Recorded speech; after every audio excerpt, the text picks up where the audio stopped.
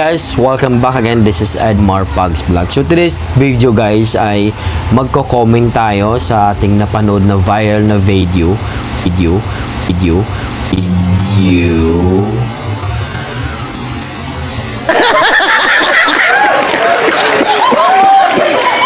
Kung asan ay merong dalawang binata.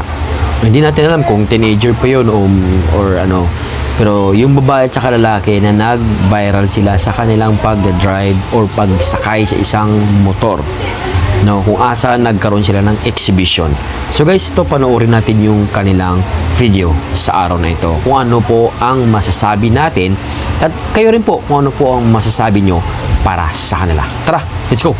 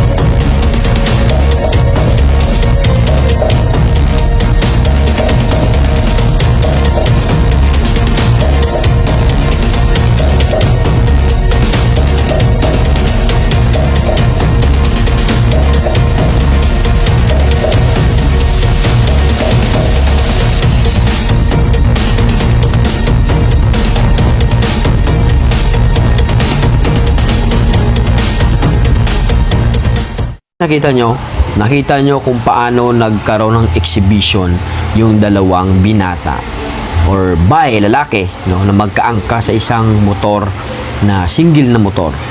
No, gamit pa nila guys ay SkyDrive pa yung gamit nila. No, Suzuki SkyDrive. No, kung ating pong titingnan guys, 'di ba? Napakadelikado po talaga. Yes, of course, it's very dangerous to them. Not only to them, no, pwede ring maging delikado ito para sa ibang mga motorista, no, na makakasalubong nila. For example, maaksidente sila. Once na sila na-aksidente sa ganung way na kanilang pag-drive, no, pwede silang makasagi, pwede silang makabangga, or pwede silang makapatay. Diba? It's very dangerous.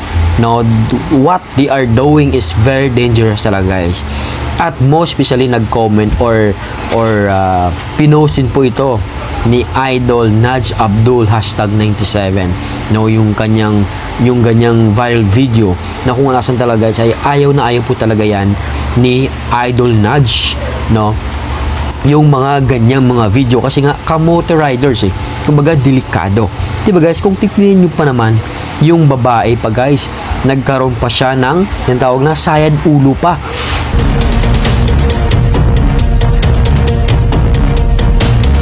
Diba? Nagsayad ulo pa siya sa may mismong kalsada na walang helmet. They are both don't have helmet. Hindi sila nakasuot ng helmet. Napakadelikado talaga guys. So, kayo guys, ano bang masasabi nyo sa ganong pamamaraan ng pagdadrive? Una, pwede silang matay. Pangalawa, pwede silang makapatay. Pangatlo, pwede ito guys magaya ng mga bata. Diba? Kasi isipin nila, okay to, maganda pala to, sikat to, or viral to. Diba guys? Pwedeng gayahin po ng mga susunod na henerasyon. That is why this video, now, it's very dangerous. Now, alam ko naman sigurado na itong dalawang ito ay viral at hahantingin talaga ito ng LTO or HPG. Kung sino man sila, ay di wala na ako pong dapat sabihin kung ano man ang masabi natin sa kanila na masama. Pero sa may-ari ng video na ito, nagpa-viral ng video na ito, for sure pinagsisihan niya ngayon yung ginawa niya, yung or yung dalawang binata na yon na nasa viral video, siguro yung pinagsisihan nilang kanilang ginawa. Why? Because it's very dangerous talaga, guys. Yung ganong pamamaraan ng pagdadrive ay hindi po yun dapat pinapairal, lalong-lalo na sa social media ngayon.